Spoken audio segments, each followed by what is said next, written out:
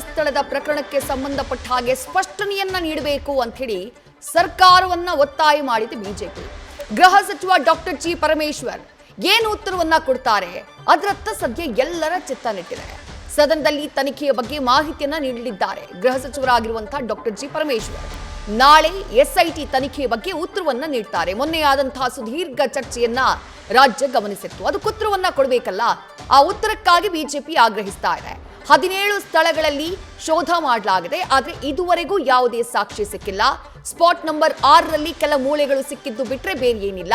ಇದು ಧರ್ಮಸ್ಥಳದ ವಿರುದ್ಧ ಷಡ್ಯಂತ್ರ ಅಂತ ಬಿಜೆಪಿ ಹೇಳ್ತಾ ಇದೆ. ಹಾಗಾಗಿ ಉತ್ತರಕ್ಕಾಗಿ ಬಿಜೆಪಿ ಕಾಯ್ತಾ ಇದೆ. ಮತ್ತಷ್ಟು ಡೀಟೇಲ್ಸ್ ನಮ್ಮ ಪ್ರತಿನಿಧಿ ಮಂಜುನಾಥ್ ನೀಡ್ತಾ ಹೋಗ್ತಾರೆ. ಮಂಜುನಾಥ್, ಮೊನ್ನೆಯಾದಂತಹ ಸುದೀರ್ಘ ಚರ್ಚೆಯನ್ನ ಗಮನಿಸಿದ್ವಿ. ಆ ಸಂದರ್ಭದಲ್ಲಿ ಖುದ್ದು ಡಿಸಿಎಂ ಡಿಕೆ ಶಿವಕುಮಾರ್ ಹಾಗೆ ಕೆಲ ಕಾಂಗ್ರೆಸ್ನ ಶಾಸಕರು ಬಿಜೆಪಿ ಏನ್ ಆರೋಪವನ್ನ ಮಾಡ್ತಾ ಇತ್ತೋ ಅದಕ್ಕೆ ಬೆಂಬಲವಾಗಿ ತಮ್ಮ ಹೇಳಿಕೆಗಳನ್ನ ಕೊಟ್ಬಿಟ್ರು.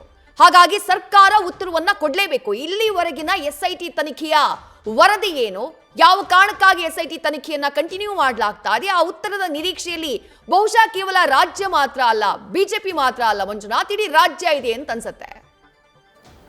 ಖಂಡಿತ ವಿದ್ಯಶ್ರೀ, ಏನು ಧರ್ಮಸ್ಥಳದ ಒಂದು ಏನು ಅಸ್ಥಿಪಂಜರ ಊತಾಕಿದೆ, ದೇಹಗಳನ್ನು ಊತಾಕಿದ್ದೇವೆ ಅನ್ನೋ ಒಂದು ಪ್ರಕರಣ ಏನಿದೆ, ಈ ಒಂದು ಪ್ರಕರಣ ರಾಜ್ಯ ರಾಜಕಾರಣದಲ್ಲಿ ಸಾಕಷ್ಟು ಚರ್ಚೆ ಆಗ್ತಿರುವಂಥದ್ದು. ಅದರಲ್ಲೂ ಕೂಡ ಬಿಜೆಪಿ ನಾಯಕರು ಆರ್ ಅಶೋಕ್ ನೇತೃತ್ವದಲ್ಲಿ ವಿಜಯೇಂದ್ರ ಸೇರಿದಂತೆ ಹಲವು ಬಿಜೆಪಿ ನಾಯಕರು ಸದನದಲ್ಲಿ ಸರ್ಕಾರಕ್ಕೆ ಒತ್ತಾಯಿಸಿದ್ರು. ಏನಂದ್ರೆ ಇಷ್ಟು ದಿನ SIT ಇನ್ವೆಸ್ಟಿಗೇಷನ್ ಮಾಡಿದೆ, ಅದರಲ್ಲಿ ಇನ್ವೆಸ್ಟಿಗೇಷನಲ್ಲಿ ಏನೆಲ್ಲ ಸಿಕ್ಕಿದೆ ಸಾಕ್ಷಿಗಳು, ಮತ್ತೆ ಈ ಪ್ರಕರಣದಲ್ಲಿ ಯಾರೆಲ್ಲ ಹಿಂದೆ ಇದ್ದಾರೆ ಅನ್ನೋದ್ರ ಬಗ್ಗೆ ಒಂದಷ್ಟು ಸ್ಪಷ್ಟವಾದಂಥ ಮಾಹಿತಿಯನ್ನ ಸದನಕ್ಕೆ ತಿಳಿಸ್ಬೇಕು ಅನ್ನೋ ಒಂದು ಒತ್ತಾಯವನ್ನು ಮಾಡಿದ್ರು. ಹಾಗಾಗಿ ಗೃಹ ಸಚಿವರು ತಾನು ಯಾವುದೇ ರೀತಿಯ ಅಂದ್ರೆ ಯಾರ ಪರವೂ ಇಲ್ಲ, ಯಾರ ವಿರುದ್ಧವೂ ಇಲ್ಲ, ಏನು SIT ತನಿಖೆ ನಡೆಸಿದೆ ಅದನ್ನ ಸ್ಪಷ್ಟವಾಗಿ ಸದನಕ್ಕೆ ತಿಳಿಸ್ತೇನೆ ಅನ್ನೋ ಮಾತನ್ನ ಹೇಳಿದ್ರು. ಈ ಒಂದು ಏನು ಹಿನ್ನೆಲೆಯಲ್ಲಿ ನಾಳೆ ಪರಮೇಶ್ವರ್ ಅವರು ಏನು SIT ತನಿಖೆ ಮಾಡಿದೆ, ಈ SIT ತನಿಖೆ ಮಾಡಿರುವಂಥ ಎಲ್ಲ ಮಾಹಿತಿಗಳನ್ನು, ಜೊತೆಗೆ ಈ ಒಂದು ಪ್ರಕರಣದ ಹಿನ್ನೆಲೆ ಏನು ದೂರುದಾರ ಹೇಳಿದ್ದಾನೆ ಅವೆಲ್ಲವನ್ನು ಕೂಡ ಕೂಲಂಕುಷವಾಗಿ ಈಗಾಗಲೇ SIT ಅಧಿಕಾರಿಗಳಿಂದ ಮಾಹಿತಿಯನ್ನು ತರಿಸ್ಕೊಂಡಿದ್ದಾರೆ.